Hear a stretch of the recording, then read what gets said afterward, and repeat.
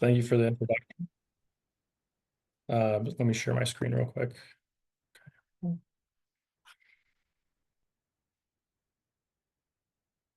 Okay. Oops, sorry.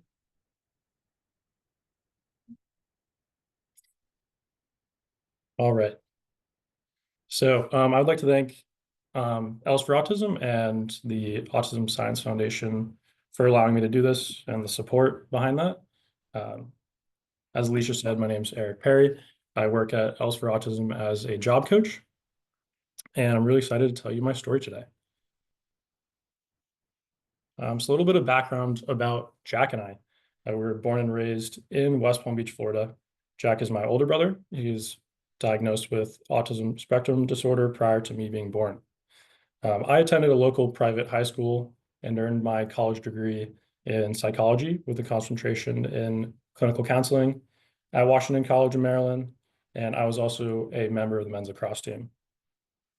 I currently live in North Palm Beach, Florida, and I work as the employment specialist, as I said, and I also operate my own side business.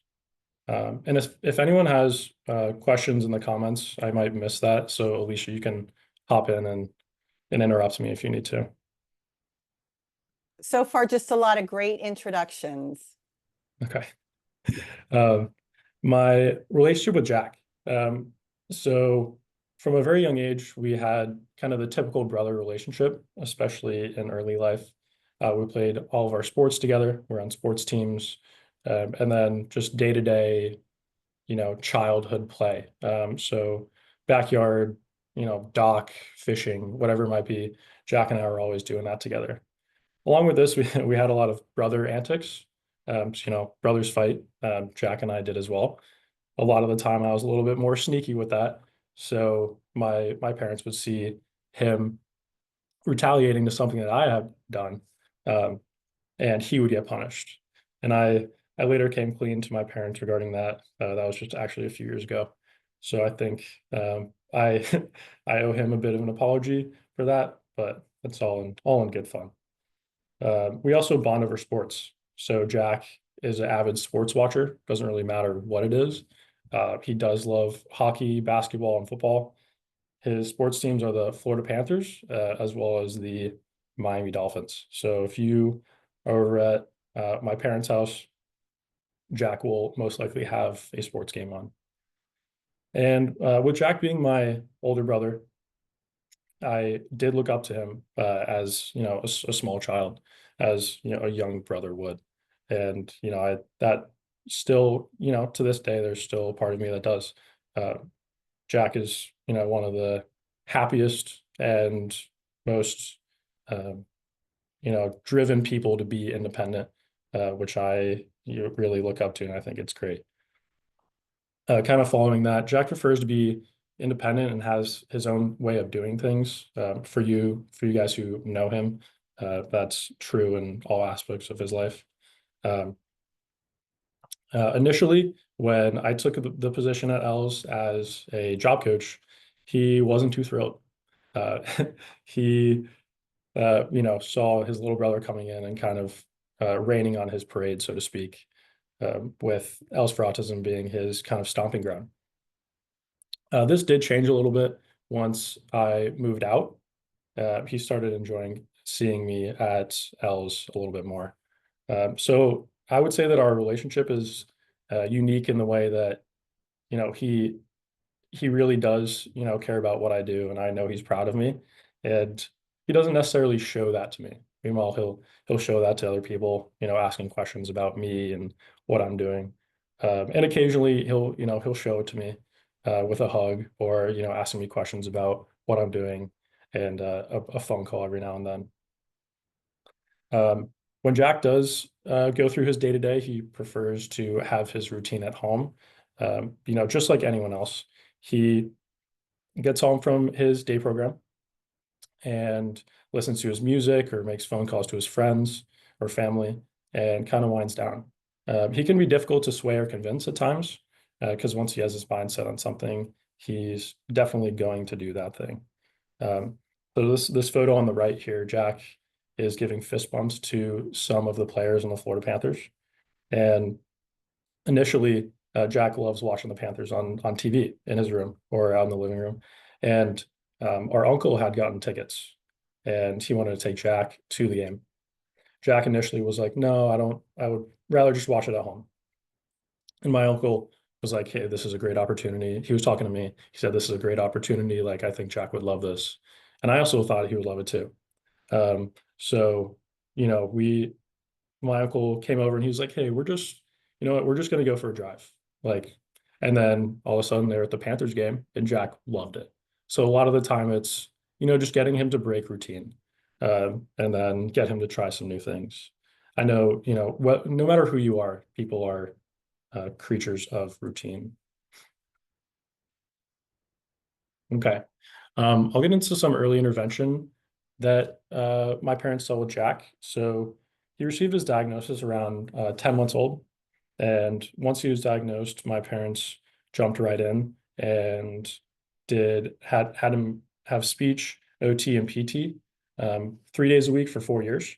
So this is all majority before I was born.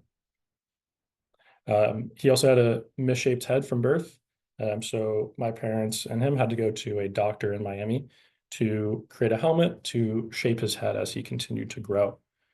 Jack also received other services that typical children would receive. A memory that I have is him and I going through swimming classes or swimming instruction, and that was great. So my parents didn't, withhold him from anything, and anything that he was able to do, he did. Along with this, my parents were discouraged to have another child after Jack, as a second child is usually at a higher risk of having autism, yet I'm here today. So very thankful for that. Some early indicators that my parents saw, and also I did as I grew up with Jack.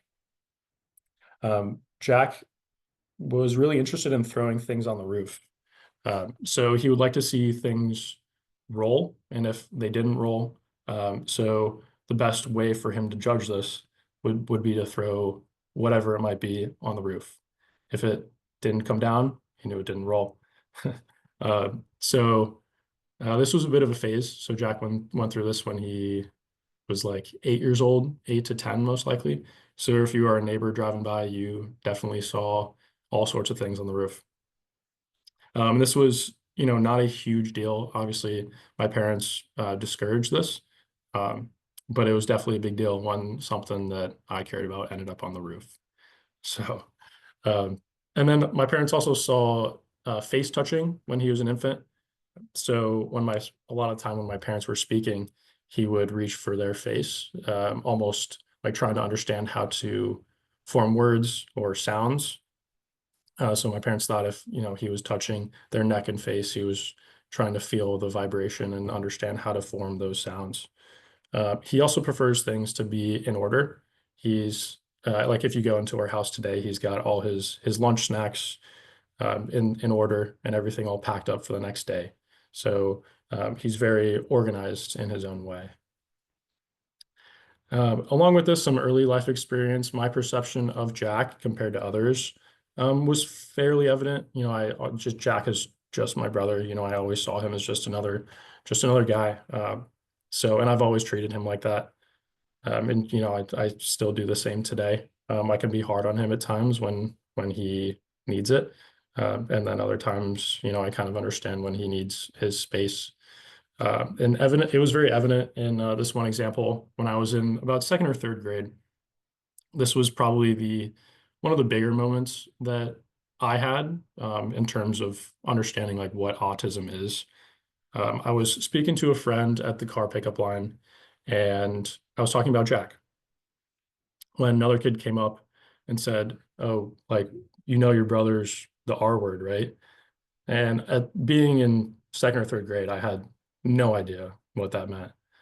So as soon as my mom picked me up, I asked her, I said, "Hey, this kid had said this to me. I'm not really sure like what that is." And she went on to, kind of explain what autism is and how Jack is a little unique compared to other people. And obviously I had seen differences. I just, wasn't very, you know, I guess convinced or not convinced, but I wasn't very, pressed on the idea that he was like that different from my friends. Um, so that definitely kind of, showed me who Jack is as a person, uh, and like what his actual diagnosis is. To continue with early childhood, my parents made sure to have Jack involved in the community. So we had Team Jack Perry at the Special Olympics. So Jack competed in the Special Olympics of Palm Beach County, and we had a massive turnout from family and friends to support Jack, which was great. On the right here, here's an example of Jack, my dad, and I playing t-ball.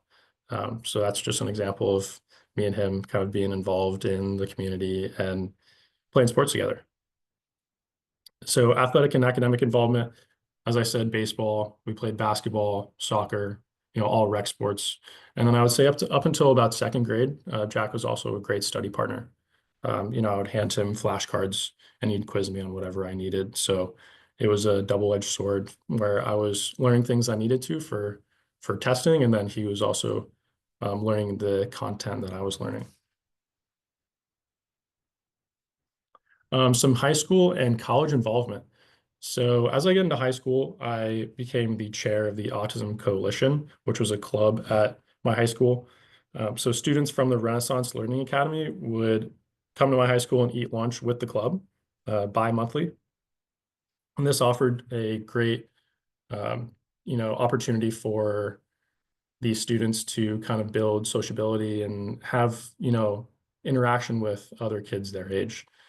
This increased popularity as me and other members of the club began promoting it, and many members of the sports teams attended this club. Jack was also present at almost all of the meetings as well, and he was, for people who know him, he loves to chat, and he's very entertaining as well.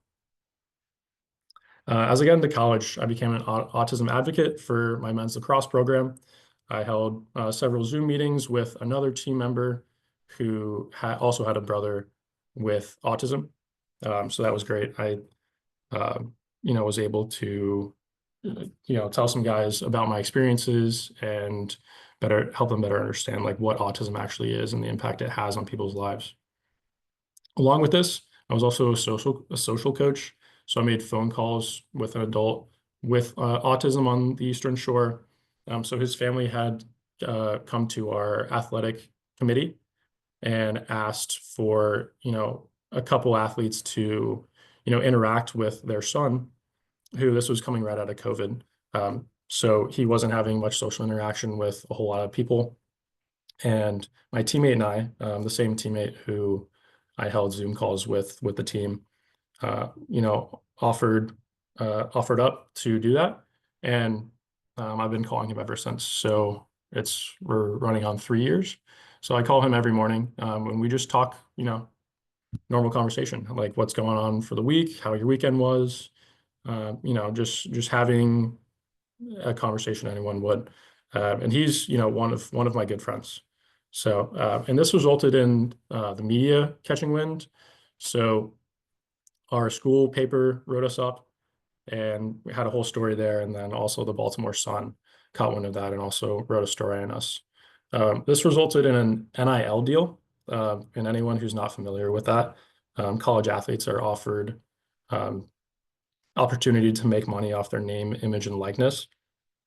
So my teammate and I actually struck a deal with a local real estate agency to, promote their brand with merchandise, and they also offered us a signing bonus, which was very nice. Oh, and on the right here, this is a photo of Jack and I working out. We've been doing this for so long, many years, as long as I've been in the gym. So Jack would always come with me, and we'd always work out together, and I'd have him do, lifts that were beneficial for him, and promote muscle growth and cardio and endurance and whatever else is most pressing for him. So my employment at ELS, I am a job coach, and for those who aren't familiar with that, I assist adults with disabilities with finding stable employment in Palm Beach and Martin County. So the process in that looks like we work with clients and we find positions that they might be interested in. We apply to those positions, and then we attend interviews with the clients. So I act as a liaison between the employer and the client. And then once the client is hired by a company, I assist the client on the job. So I'll provide visual supports or whatever it might be to help them with a smooth transition into the workplace. So a quick example of that would be I had a client recently who was working in the food and beverage industry. He was having trouble with rolling silverware. So what I did was I created a visual support and took photos of each step of how to roll silverware. And then I printed that, laminated that, put it up in his workspace. And now he follows that every day when he's at work and successfully rolls silverware. So that's just an example of what I do as well as the rest of the employment team here does. I'm also no stranger to this kind of work. I wrote my college thesis in this field titled The Impact of Work Environment on Job Productivity and Satisfaction in Adults with Autism Spectrum Disorder. On top of this, I also run a side business of in-home personal training for adults and kids with disabilities. I kind of used Jack as inspiration for this, and he was kind of behind the idea. Uh, with my experience in college athletics, as well as my certifications in fitness, I just saw it as a great opportunity for me to kind of expand my skill set. Okay, so why I chose this path, I actually got to observe Jack go through the job coaching experience with Els for Autism, and he was successfully placed in a pool attendant position at the Marriott on Singer Island. He's been working there for about 2.5 years, and he absolutely loves it. So I think here at Els, we do a really good job of placing clients in a position that they love and also a position that has longevity. So we're always looking for a position that they will be working there for years. Also, autism made me who I am today, and it was the most beneficial factor for me. It really molded like a bunch of attributes that um, I have now. Some of them including patience, being open-minded, and having empathy for others. And with having Jack around, I think I've realized that I wanted a career in serving others since a very early age. So the question, siblings and serving, uh, is there any correlation? Um, for me, I think with my personal view, I know people who do serve, and I am in the industry already. So, I'm surrounded by people who don't have siblings and serve, people who have siblings and serve. And then I also know people who, autism is a huge part of their lives, but they decided to take a different route. So, in my opinion, it's really case by case. And for me, I think the biggest way to serve is to educate. And in my instance, I provide a very real life example of Jack and I, and the success story and the ups and downs of Jack and my relationship. So, and that's all I have for you. But if we could open it up to questions and remarks, be great.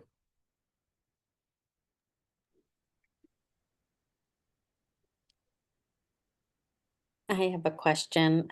When you talk about your relationship with your brother, with Jack, you can see that you have such a strong relationship and that you sought connection through exercise and just making sure that you're spending time with him.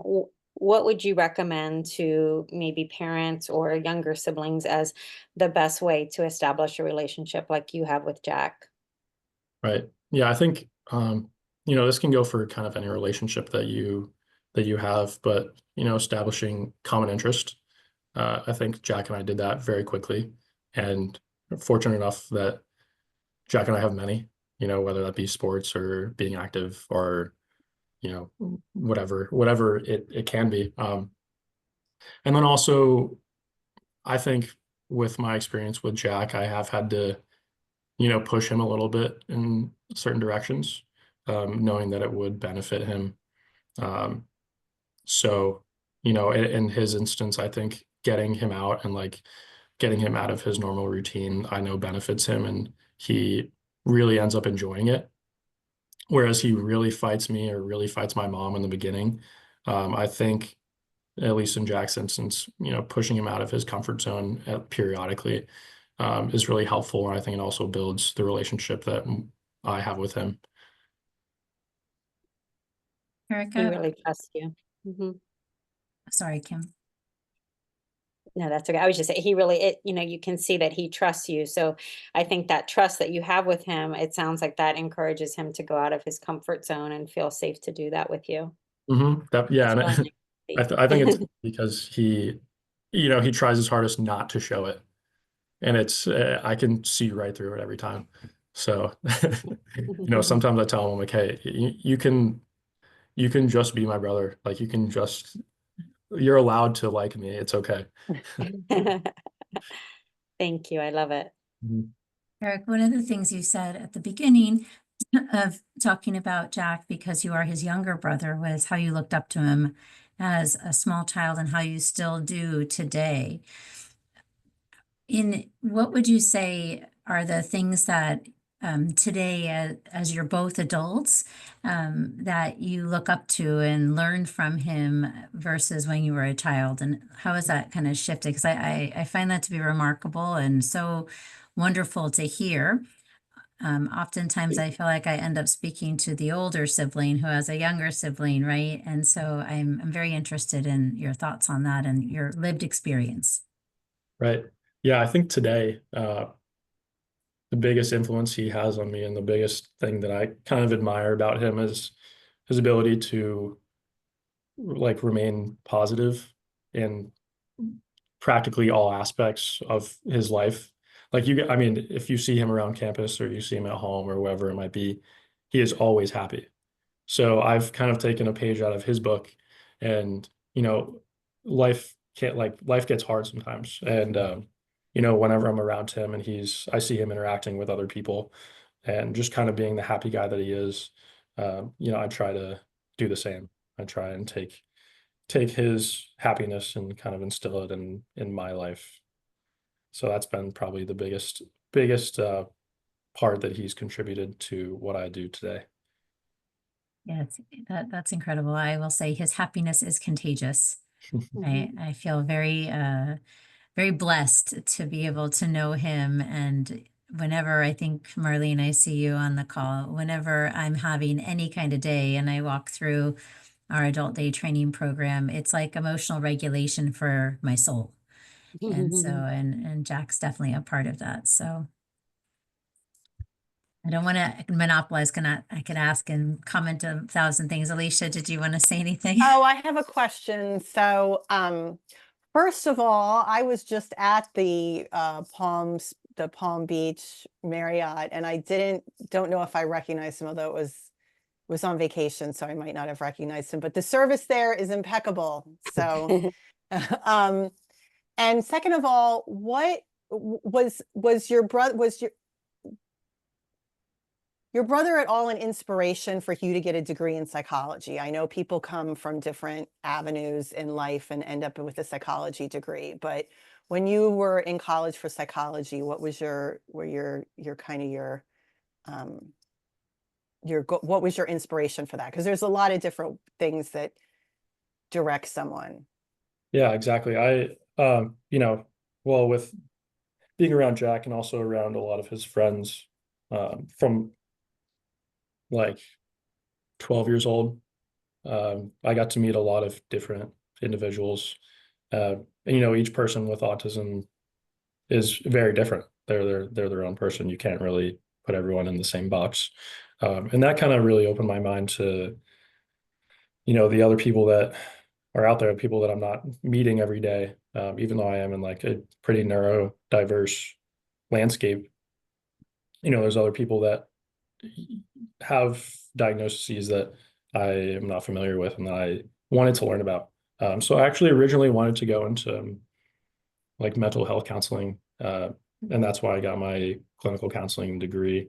And then I quickly realized that the burden behind being a mental counselor may be more than I was expecting. I've heard that as everyone does, but counselors also have to have their own counselors for the reason of the clients that they do have.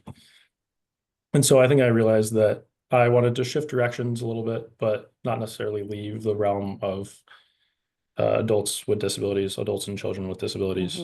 But yeah, I hope that answers your question. It does. I think that some people end up in psychology deliberately, and I think some people fall into psychology as a degree because it's so, it's such a catch-all. So I'm a person also that went to college and was like, I had to have a brother with a mental health issue, and this is what I wanted to do when I went to college. So Yeah, also I would add to that me getting a psych degree, there was a part of me that I think also thought that would benefit my relationship with Jack and also just my total understanding of like who he is and also who his friends are. And I think that definitely, proved to educate me a little bit more on what autism is and what, these other disorders are. So I also looked at it as like an opportunity to benefit my family and also the other people that I might be working with in the future. Hi, Eric. Hey, Marlene. Hey. Um, first, I just want to tell you that I'm so proud of you. You're Aw. just Thank you. you're like a Aw. star of light, and you're so eloquent how you speak, and you're such a young man. And this is the second time that I hear you speak. Not this is the longest, but really, I mean, you should be really proud of yourself. And I know that Erin and I are. I could tell her nodding. And so getting to the sibling part of it, have you talked to Jack, or has he talked to you about crushes? You know, and how have you dealt with that? He's your bigger brother, right? But he might, you know, be interested in a friend that he has in one of the programs or at work. So how have you dealt with that? Yeah, that's funny that you bring that up. I was actually speaking with my mom about this, um, because from what I've seen growing up with Jack, he is a very charismatic guy and he gets a lot of people's attention. Um, in terms of me speaking with him regarding like relationships and maybe crushes, he tends to keep to himself a little bit with me in that regard, unless I bring it up and I kind of razz him a little bit about it. Then he gets all smiley and blushy and stuff. And a lot of the time, honestly, I kind of let my mom handle it, and I go through her with advice, and I tell her like, hey, you might want to approach it this way, or please, like, tell me what's going on, get me this information. So with me, he's not super open about that, which, it's fine to me. Just also, we haven't really talked about relationships like that a whole lot. Um, I will say he's seen me in relationships, and I think that's something that he definitely wants. Uh, Hmm. and so when he does want to open up to me about that, I will definitely be there for him. That's great. Yeah. Thank Eric, I obviously I know a lot about your background. Oh, Daniela, do you want to go first? Because I can wait. I see your hands raised. You're muted though. Can you Okay, good. okay? Can you hear Go me now? ahead. Okay. Yes. Sorry, I had my camera off at all times because I was on the way to pick up my son. So Eric, nice to meet you. You as well. My name is Daniela. I have two sons and two stepkids. So my sons, one is 19 and he's neurotypical, and my little one that is 11 is autistic. And my whole life, I did a whole career pivot to be able to serve families that have kids on the spectrum, just like you're serving this population as well. And right now I'm organizing a little siblings group in CARD. I work for CARD. And I was curious, that's the reason why I joined this meeting, because I wanted to ask you about your experience as growing up. Right now you have it all sort of figured out. You're an adult, you're working on the field, and you have learned not only from your personal experience, but you pursue an academic degree that will help you to continue serving this community. However, as you were growing up, and let's say you were before your teenage years or as a teenager, what do you wish you would have known back then, that someone would have told you or recommended you? Or I know everything was kind of organic in your case, or everything that you have shared so far seems very organic, but can you think of something that you would have wish you had known back then when you were a child, that would have helped you deal with certain feelings or emotions or embarrassment or things that you felt as a sibling of an autistic individual? Yeah, I think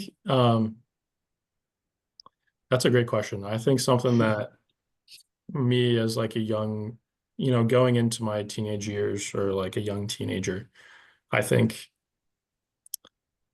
there's part of me that wishes a little bit more, vocal and like expressing like who Jack is.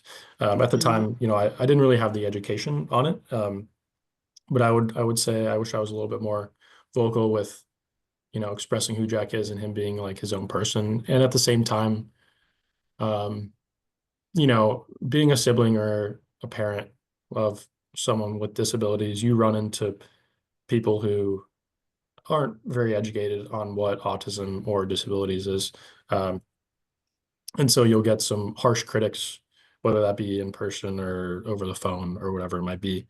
So part of me also kind of wishes that I, stood a little bit firmer in my early years when I heard someone maybe, say a sly comment or something that wasn't necessarily like super respectful. Now, that's something that I will do day in, day out. Doesn't really matter when that is, my brother, my client, whoever it might be. But yeah, I think just like standing true and understanding how people perceive Jack and other people with disabilities, and just really sticking firm in trying to educate and helping people, like, for lack of like a better phrase, through their ignorance on the topic, than just like letting someone say something and then not speaking out and giving them a little lesson on autism, a crash course. That episode you said about the car pickup line resonated a lot with me, because my son, my oldest son, when he came from middle school once and said he was super, frustrated and very hurt at the same time, that his friends have been using autism as an insult, like, are you autistic? Are you on the spectrum? What's wrong with you? And he had not like stood up to defend. So we went through, a whole conversation about how they were not maybe educated like my son was, and also they were not coming necessarily from a place of hate, but a place of ignorance, and how he was somehow called to be that not necessarily an advocate, but that element that would help his friends learn and understand a little more. But I feel that as a sibling, it's putting a lot of responsibilities responsibility in siblings' shoulders, to have to educate others about, especially at that age. But it resonated a lot with me that I hope my son, when he's a little older, is like you and get some inspiration from siblings like you to really help others. He's really good with his brother, but I hope that can even go above and beyond. his own family. Thank you, Mm. Erik, for doing this. Of course. Yeah, it's something I'd like to add with um, being an odd, what is it? I being the autism advocate on my lacrosse team, one of the talks that we gave was, using words that like using the R word. So my teammate and I kind of held a talk, and a lot of the older guys, like guys in our class and then the class above, like knew our position, knew that we had brothers with disabilities. And then we had some of these younger guys kind of rolling in and just kind of throwing it around in the locker room, out in public. And we decided to have a Zoom just to kind of voice our stance on that. Mhm. And also kind of just like lay down the law, be like, hey, we don't use that here on this team. As long as me and him are here, we're not going to be using that. And that seemed to, really get everyone in line in terms of using the word. But that's just one example of, I guess, like staying firm and staying true to what I believe in, and then also what other siblings with disabilities and also parents. So, and then also, obviously me being a little bit older, so I did that when I was like 21. Mhm. But me being a little bit older, that gives me, I have a more enhanced vocabulary, and I'm able to kind of like actually vocalize my opinion and why I'm saying the things that I'm saying compared to me being like 13 or like your son's. Yeah. So, When when I hear you say that, Eric, I kind of went through this process of like, I hear you saying information is empowering. So like giving our siblings information about autism so that they maybe have like a response or a script or something to say to friends so they feel empowered, but also having conversations with them that you don't always have to be ready to say something or to stick up, that you don't have to carry that guilt that sometimes we don't even stick up for ourselves, right? So sometimes we're not ready in the moment, and that's part of it, that happens, and like giving ourselves that grace and forgiveness. But then having certain scripts like you did with your team, like we don't say that here, like a really simple, we don't use that word. I know we do that with parents sometimes, like having prepared things that we can say when something's difficult. So you kind of like led me through that process that you developed. So I think that's really Mhm. a great system to have. Yeah, and I know, I I would, think Jacqueline is. oh, I just want to add to that. I would also agree, like, I'm not telling you every time to, say something. As everyone does, I let things go as well. Because, it's just not, at times it's just better to, um, know your own opinion and where you stand and just kind of let certain things float by, uh, in my opinion. But yeah. Rick, I couldn't agree more. I've learned a lot from my daughter on when she feels that I should say something to support her and when I need to keep my mouth shut and be quiet. And that's been a hard lesson to learn as a parent. So I appreciate you validating that it's okay because sometimes as a parent, I feel like I need to try to fix everything all the time and right away. Um, I think this is a great slide when you were talking about all the different things you did from high school to college with becoming the chair of the Autism Coalition and then an autism advocate and a social coach. In your adult life now and your future goals and what you want to do and what your dream would be with this, I feel like Marlene, I know she's still listening, and we use this term agent of change, and you are the essence of an agent of change, right? So now in your adult life, what are your goals to continue being an agent of change that you want to make sure you accomplish as you continue to grow up into adulthood and your career in this field? Yeah. And I think, with this answer, I might take things a little different way. So kind of going into the field and getting my degree in psychology, a lot of the time people would always tell me, oh, like you're gonna have to go to grad school, like you're gonna have to get the degrees after your undergrad.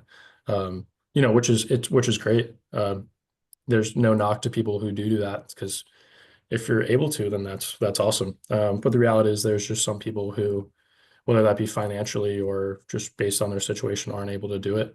I think that with where I stand now, I'm trying to kind of break that barrier and prove that, I can be a front runner or a face in the industry without having some of those other degrees behind my name.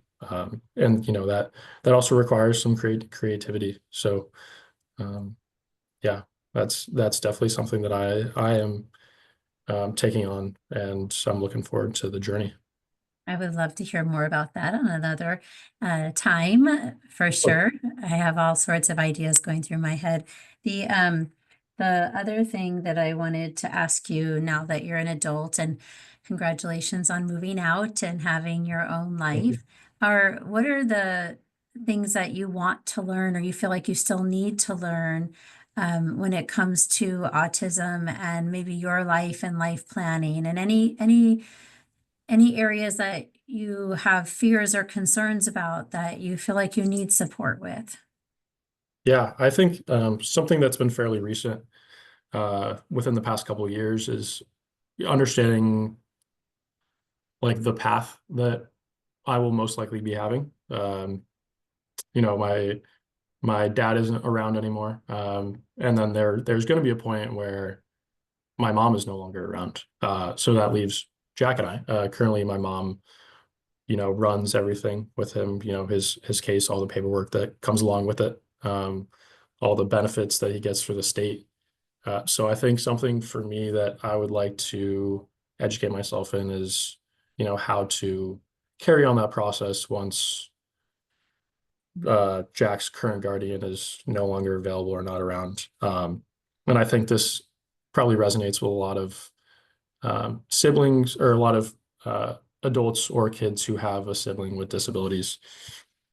At some point down the road, you're looking at you and your sibling, doing life together.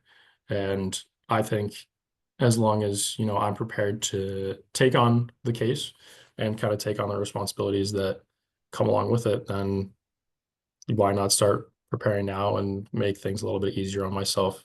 So I think educating myself in, that whole realm is probably my next step with Jack and my family. Absolutely. I think so. Sam Sibs Stick Together, the webinars that we have had have had some incredible speakers talking about just that. And so there's a couple webinars I would be happy to guide you to that really talk about even the top 10 things every sib needs to know about transitioning into that role of a guardian or caregiver for their sibling, and some resources to go along with that. Yeah, that'd be very beneficial. I would appreciate it if you did that. Thank you. Yeah. We have a question from Jacqueline. Jacqueline, you can go ahead and ask. Hi, thank you. So I have 3 kids, 9, 7, and 4. The oldest 2 are neurotypical, and they're just like amazing with their 4-year-old sister. And we've been very open about, her areas of support.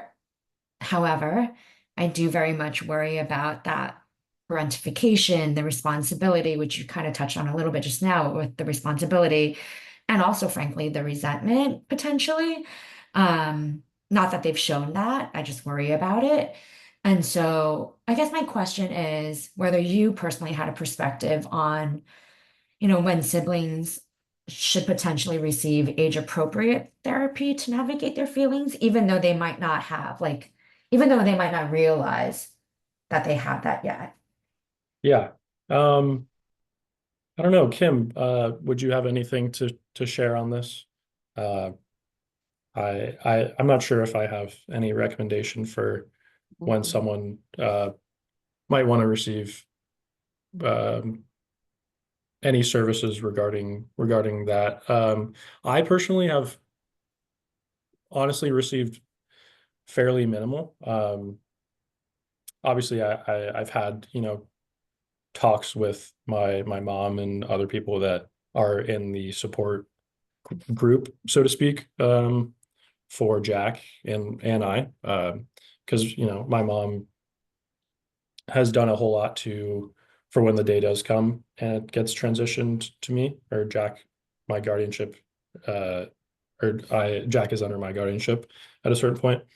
She has done a really good job of creating kind of a support group that, if I'm not totally prepared, will be there to guide me through the process. So, Jack's godparents, my aunts and uncles, and then some other close family friends. So I think that's really important to have. And it's also really hard, doing anything alone is hard. So why not start creating that circle for your kids already? But that's just my 2 cents.